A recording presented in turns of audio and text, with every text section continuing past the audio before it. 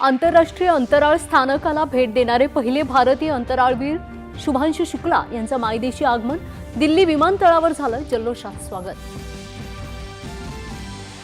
पंतप्रधान नरेंद्र मोदी यांच्या हस्ते आज होणार द्वारका एक्सप्रेस वेच्या दिल्ली टप्प्याचं उद्घाटन।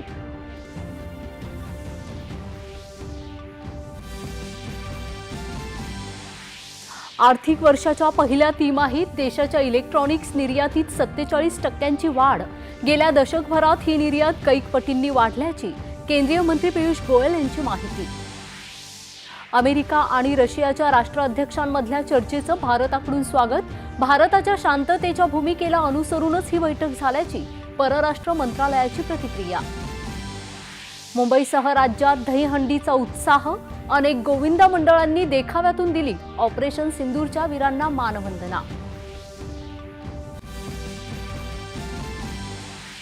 महानगरपालिका निवडणुकीच्या विजयाची दहीहंडी महायुतीच फोडणार।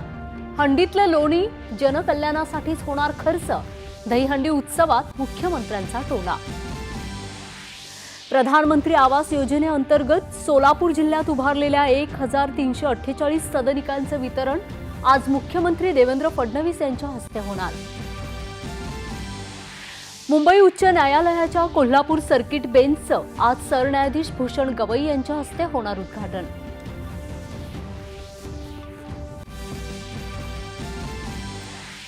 जम्मू काश्मीरच्या कठुआ जिल्ह्यात झालेल्या ढगफुटीमुळे 4 जणांचा मृत्यू। रेल्वे आणि राष्ट्रीय महामार्गाचं नुकसान।